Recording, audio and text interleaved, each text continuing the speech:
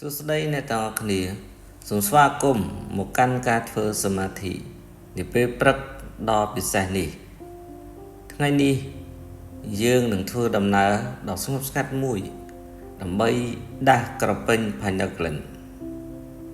ដែលត្រូវបានគេស្គាល់ថាជាផ្នែកទី3របស់យើងនេះគឺជាគន្លឹះ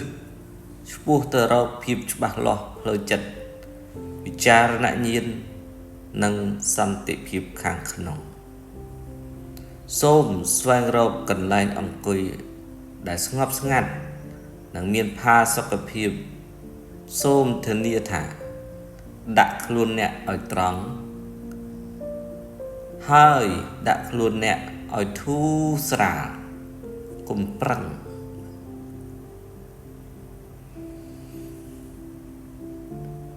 ចំណុចនេះនៅពេលដែលអ្នករៀបចំខ្លួនប្រាណអ្នករួចរាល់ហើយសូមអ្នកចាប់ផ្ដើមនៅការផ្ដោតអារម្មណ៍ទៅលើដង្ហើមការប្រើប្រាស់ដង្ហើមចេញចូលវែងខ្លីយឺតនិងសូមធ្វើការបិទភ្នែកសន្សឹមហើយផ្ដោតទាំងស្រុងទៅលើចង្វាក់ដង្ហើមរបស់អ្នកសូមកុំព្យាយាមធ្វើដង្ហើមចូលទុកឲ្យវាដើរទៅតាមចលនាធម្មជាតិរបស់ដង្ហើមគ្រាន់តែអ្នកពិនិត្យចង្វាក់ដង្ហើមចេញចូលស្រូបយកខ្យល់អាកាសនៅជុំវិញអ្នកដ៏បរិសុទ្ធជាមួយនឹងថាមពលពន្លឺដ៏ស្រទន់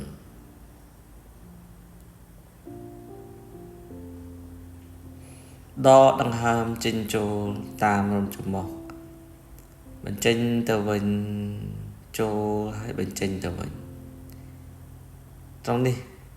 នឹងធ្វើឲ្យអ្នកស្រាននៅក្នុងអារម្មណ៍នៅក្នុងខ្លួនអ្នក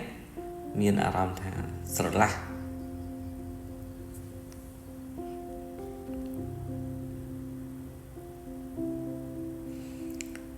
មកដល់ចំណុចនេះ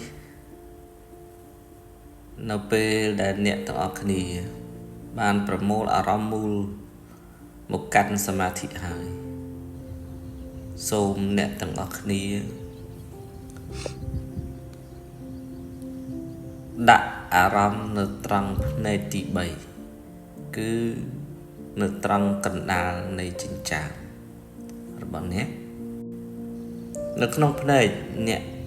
មើលទៅឃើញពន្លឺដ៏ស្រទន់ធ្វើឲ្យអ្នកមានអារម្មណ៍ទទួលបាននូវសេចក្តីសុខផ្លូវចិត្តយ៉ាងក្រៃលែងបន្តដកដង្ហើមចេញចូល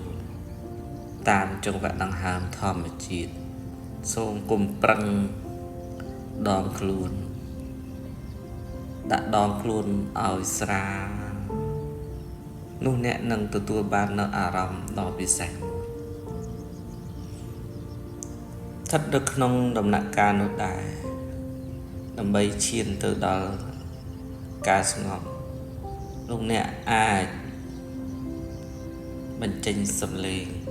ថាអូ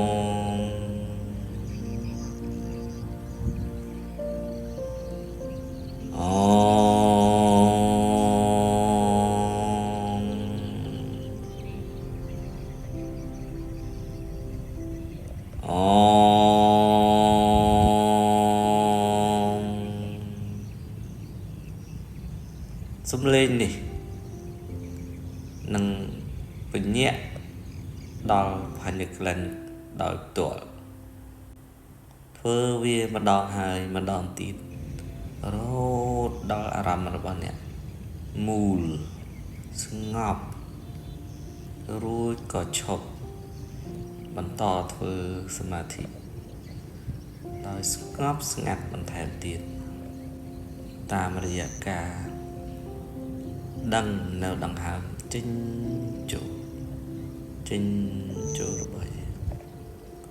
ស្ងប់ហើយមួយសន្ទុះក៏បន្លឺសំឡេងអូ